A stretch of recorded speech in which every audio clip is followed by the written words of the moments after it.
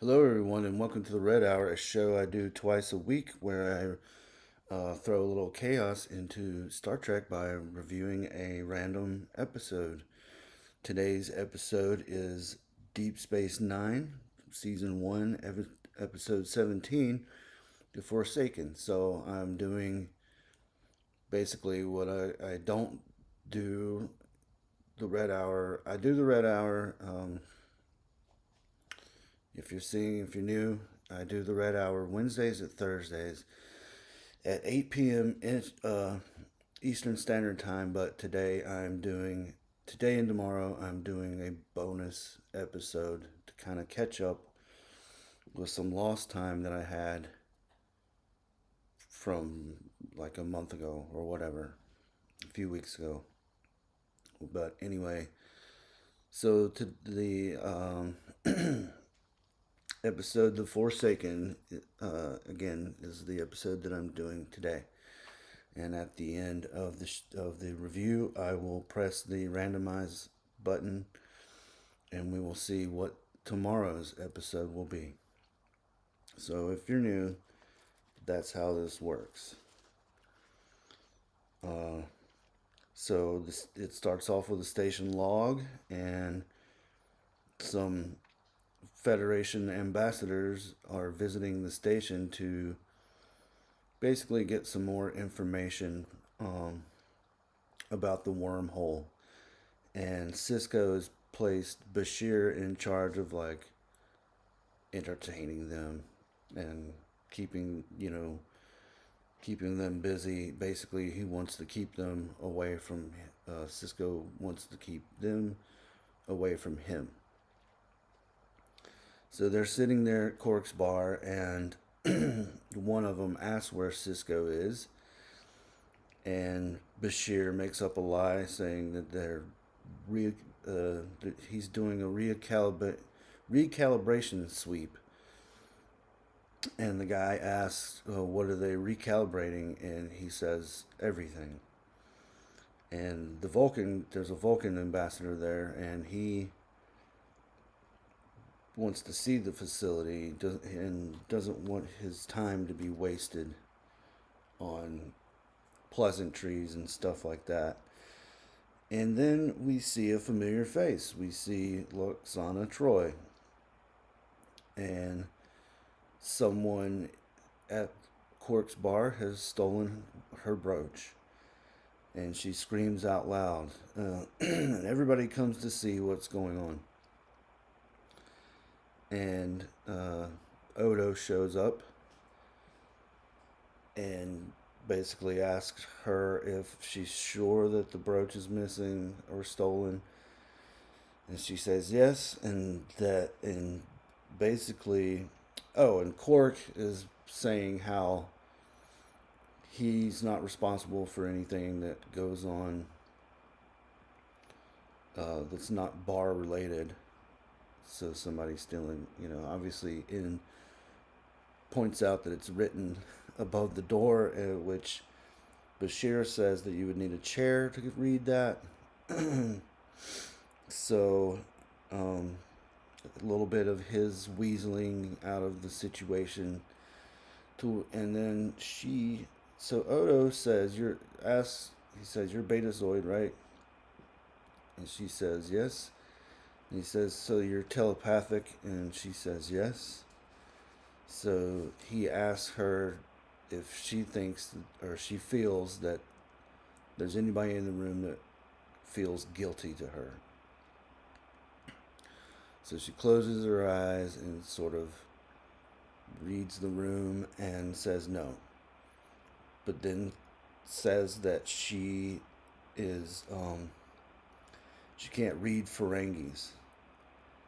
And um, to which Odo replies that uh, Quark is, I'm paraphrasing here, Quark is a shady individual, but I don't think he would resort to petty theft. So she's looking around the room, and people are looking around the room, and we see this one little alien guy that's sort of acting suspiciously and trying to do deals with these other people. And Odo grabs the guy and says that he is this type of alien, which I forget the name, is a distant relative of Ferengi, so that's why she wouldn't be able to read him. But they find the brooch, and she thanks Odo and goes up to Bashir and says that she wants to know more about the security officer, and that's the teaser. And then we get them in ops. Chief O'Brien is there, and he's trying to get the computer to make the fusion power plant more efficient. The computer is being frustrating and, for lack of better word, basically annoying him. And it's sort of like AI now, where it makes suggestions that you don't care about, or you're not trying to. That's not what you're trying to do, and basically being snarky in a computer type way. And we've seen the computer do this before. Famously in the animated series, it pranks something goes haywire, and it pranks the crew and calls Kirk a jerk. But this is also problems with the Cardassian system. The Starfleet system and Cardassian systems don't exactly compatible, and so he's working on trying to get that fusion power plant running up to his standards, and tells one of his Bajoran assistants to keep an eye on the exhaust plasma temperature, and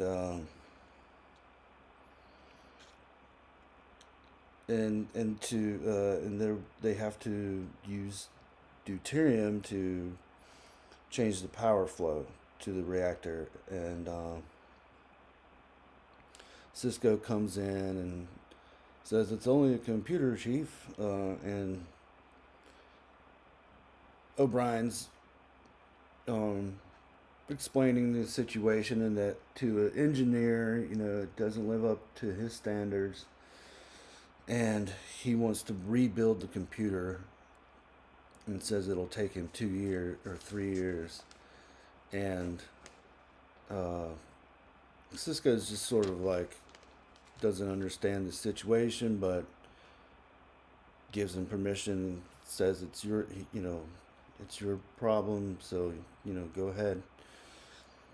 So then we see Bashir, and he brings the ambassadors to operations, and then an unknown vessel comes through the wormhole, and there's no life signs. And initially, I think it was Dax or Chief O'Brien, one of the two, say to tow it to the docking ring, and Cisco says no, that's not a good idea, we don't know what it is yet. And he says to tow it 500 meters off the docking ring, and suggests that these ambassadors, one of them thinks that it could be a possible first contact situation, and wants to be in charge of that first contact situation. But again, they don't know what it is. It would be to go to the docking ring and port number 7, so that they get out of there and get out of his hair.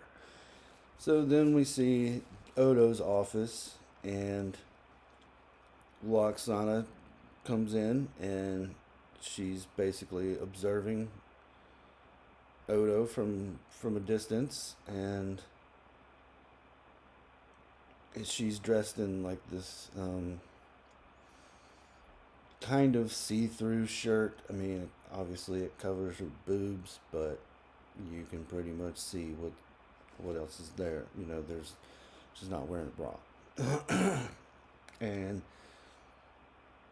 she has like a purple or no red wig, purplish wig, and she starts flirting with him and leans in for a kiss, and he's sort of like taken aback about all this.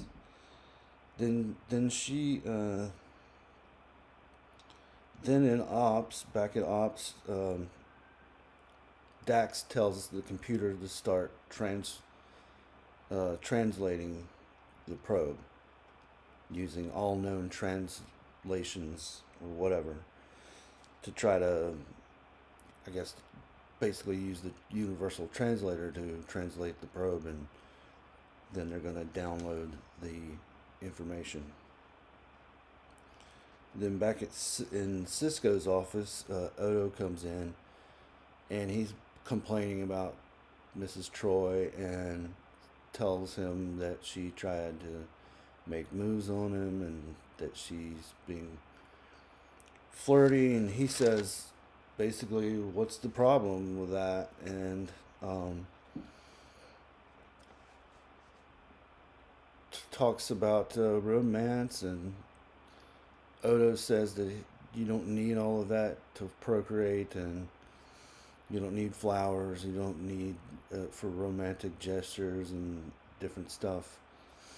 And besides, he's a shapeshifter anyway, and Cisco, he wants Cisco to deal with it, and Cisco tells him that he's capable of dealing with it. You know, he deals with thieves and murderers, and Odo says that he doesn't want to cause a international incident, and Cisco again is like, basically, it's your problem. um,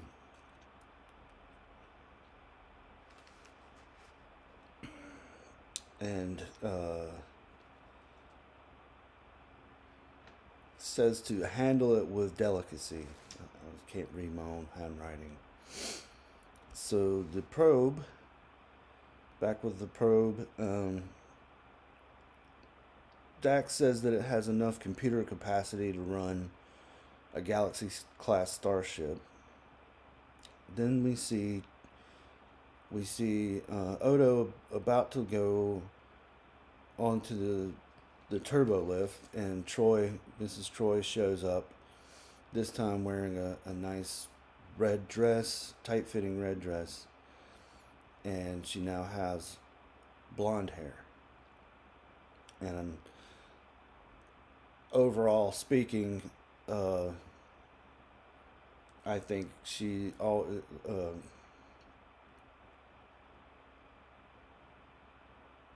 fuck. I think overall speaking, she's always looked good as a blonde. When she's Nurse Chapel, like I think in the motion picture, she has like a brown wig, and it doesn't look as good, I don't think. And the red wig didn't look as good either. And I think on TNG she had like brown hair. I think she looks best with like a blonde wig. So she has programmed a picnic for her and Odo to go to the holosuite, and he explains that he doesn't eat lunch, he doesn't have to eat, and says that every 16 hours he has to go resort back to like a liquid state for a certain amount of time. And then he's on his way to somewhere else, and she decides to tag along with him. and they're the turbo lift is moving along, and then all of a sudden the power goes out on the for the turbo lift. So then he calls ops, and Dax says, I think Major Kira answers and says that the power that they can transport them over. So they try to transport, and the transporter's down as well. So obviously some problems are going on. She looks good as a blonde. I wrote that down. I already went over that. So basically, O'Brien can't figure out what's going on.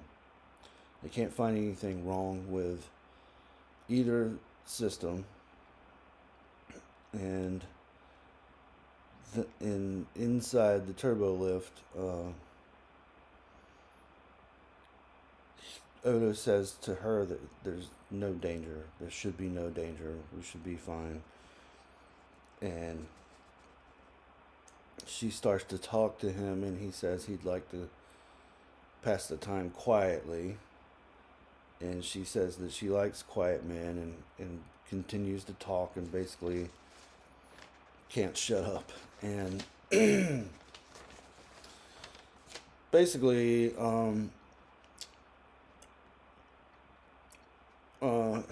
is just babbling on and on and on, and even catches herself babbling on and says that even if he wants to remain quiet, she's going to continue to talk, because she just can't.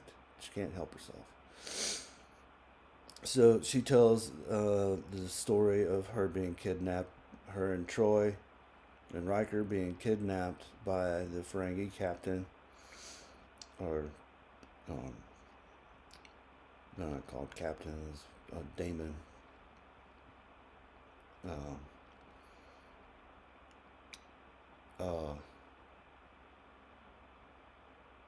And then I had her name.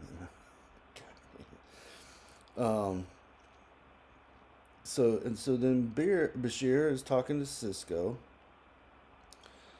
and Cisco is basically telling Bashir to keep them happy and away from me.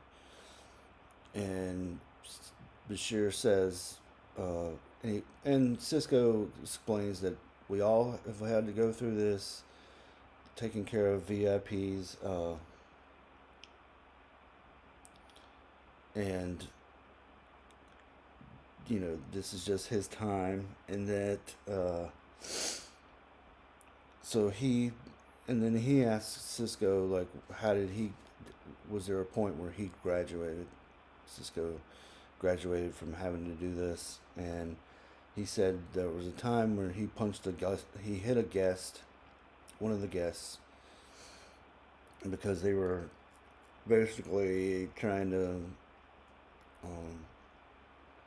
feel up a woman or something, or trying to get into her like quarters or whatever while they were drunk.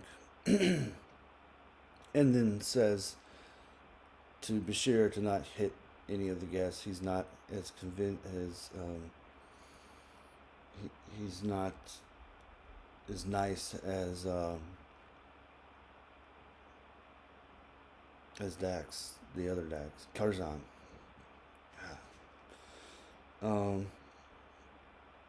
Okay, so then they're talking about the computer. They want to reroute the EPS power flow, and basically they come to the conclusion that the probe is influencing the computer, and Dax says that it's some kind of non-biological life form, and they akin it. First, Kira says that it's kind of like somebody leaving a baby at the doorstep, and then I think Chief says more, a kid likens it more to like a lost puppy, or that, you know, and they think that their idea is to upload all of the information that the probe that they downloaded from the probe. They want to upload it back to the probe, and they do that, and the lights go out, and Bashir is basically escorting the ambassadors to their quarters.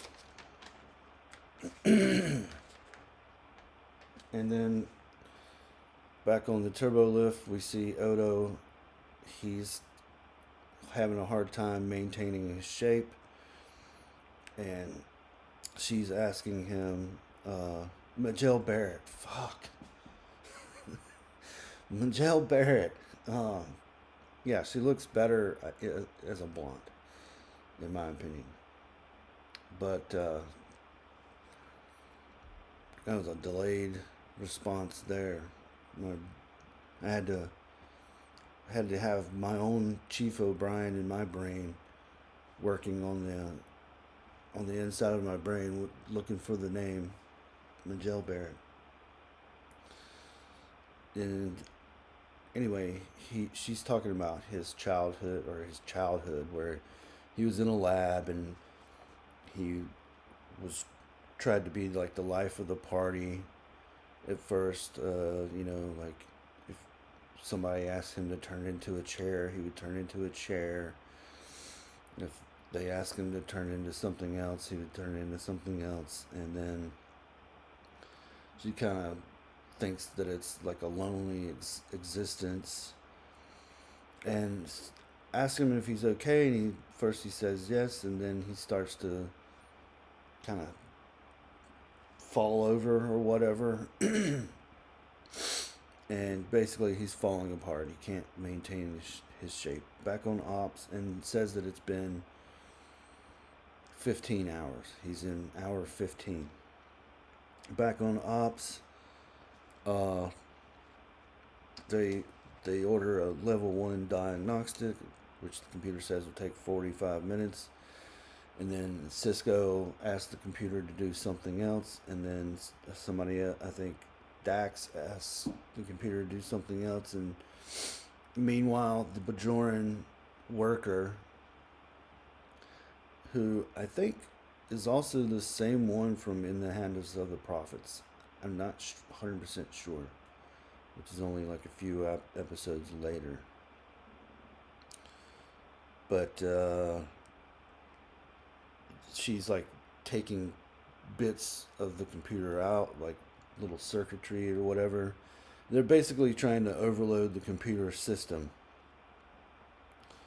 And then we get a plasma surge in the habitat ring where the ambassadors and Bashir are, and the fire suppressant systems are not responding.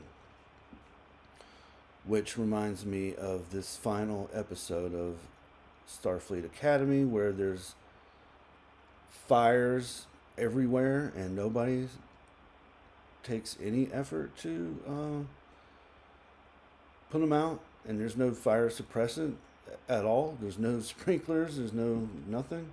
And we saw this before on Discovery, like where whenever they were attacked or something went wrong on the ship, you'd see big flame ups, and it's like, where is this flame up coming from? Normally on Star Trek you see sparks, which is what happens to in ops when and I could go on about Academy and how stupid that episode was. I mean, it was more tolerable because there's not any, I don't think there's a dick joke, or there's not any, they take it more seriously, I guess. But there's still a lot of stupidness going on in the episode. It was just more tolerable than all the other episodes, and finally had the most minute amount of science fiction in it So it took him 10 episodes to finally do some science fiction.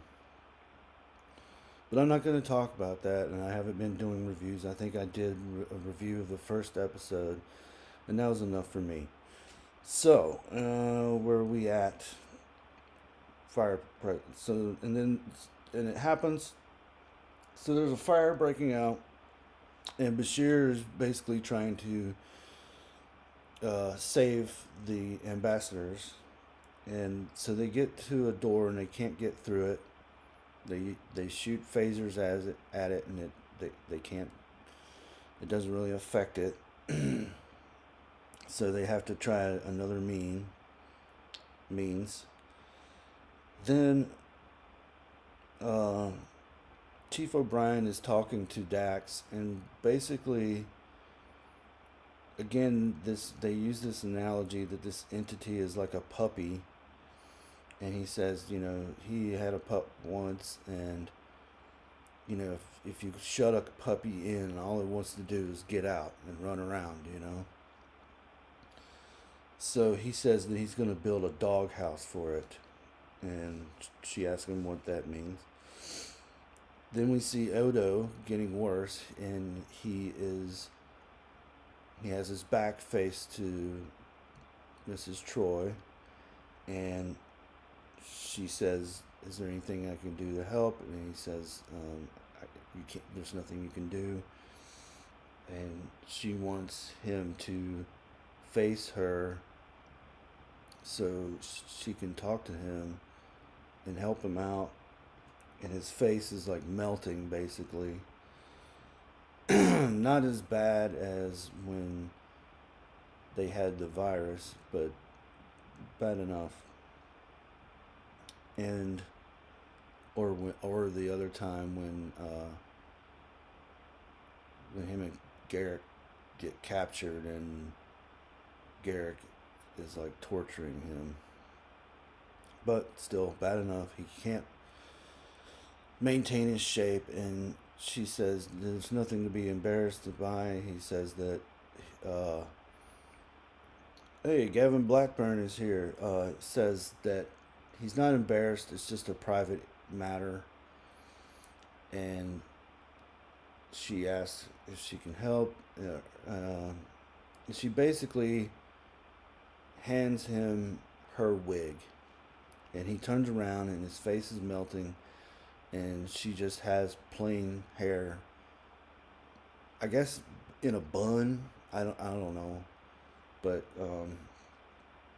and her hair is just like normal brown hair, and she says that she doesn't like to be normal. She likes to be more extravagant, I guess. And that lets Odo, he lets down his guard, and she says that she'll take care of him. And she takes her dress and kind of folds Odo into the dress. So he's in his liquid form. So Chief O'Brien finally builds the doghouse, which is just a subroutine or subprogram that allows the probe data or the entity to kind of run around and be on board, and the power comes back on. Cisco, the door opens, and Cisco, grabs them and helps them up. And Bashir, they think Bashir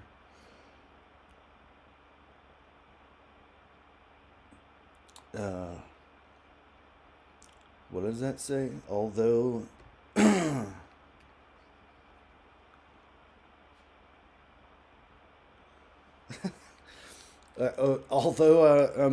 although she's I can't speak. Although Gavin Blackburn says, although she's okay in this, I hate Luxana Troy. I always liked her. I was just saying how Jill Barrett always looks better with blonde hair, in my opinion.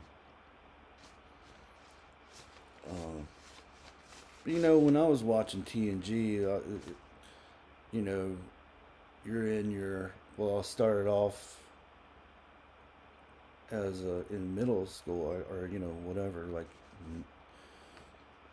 8 or 9 or 10 or whatever. But then you as you get older, you start to notice boobs, and her boobs were always like on display. So I guess I always kind of liked her. I liked her personality in TNG. I don't know. Anyway, I'm a sucker. Okay. Um, where was that? The power goes back online. The ambassadors are saved. Odo and Mrs. Troy exit the turbo lift, and Odo thanks her for her discretion. And they talk about the picnic, and she basically says that next time she would give him more pleasure. I think we all know what that means. Anyway, Sisko goes to O'Brien and asks him what he did, and he tells him that he created this subroutine. And Sisko asks if the subroutine can just stay there, and Dax says, think of the entity as just another person, you know, walking around, visiting the station. And O'Brien says that he'll keep an eye on it, and he'll take care of it. And then this line, even though I've seen this episode quite a few times, still makes me laugh. It actually made me laugh out loud. He says, "Keep it off the furniture," and that's the last line of the show, of the episode. So it had some humorous moments, and it had some touchy moments with Odo. And I don't remember if this is like the first time we're hearing about Odo, like having to do he can only last 16 hours in this as a solid. But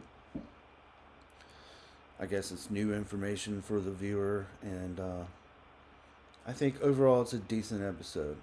I gave it a 6.5. It's and for a season 1, it's good. I mean, a lot of people say that TNG has some really bad season 1 episodes, and it does. But there's always a few gems in there. I think Deep Space Nine probably has a little more than a few season 1 and season 2 good episodes. And and I know I like Lwaxana. And it was nice to see Odo, let his guard down, and kind of we got to see his more softer side, I guess. He's not such a grump. He starts off as a grump, and then later on is more. He doesn't want to, because she's like babbling on and on and on. So I'll grant that she was sort of annoying to Odo. But anyway, let's check out the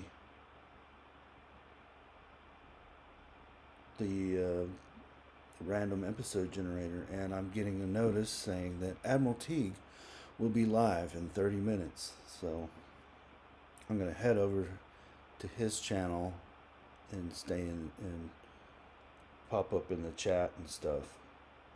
Anyway, random generator. It has not changed. No change there. So randomize.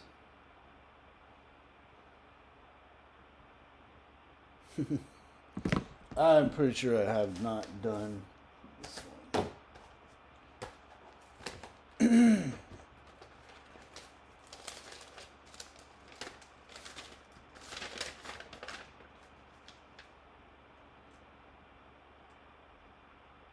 Anyway, brain. What is brain? We have TOS season 3, the infamous Spock's Brain, episode 6. DJ Playdice is here. Good to see you, DJ Playdice. So, I'll be back tomorrow, same time, 8 o'clock, to do Spock's Brain. And everybody makes fun of this episode. The one thing I've said about TOS is that even this episode, at least you have Kirk and McCoy together, and they're, so there's something to like.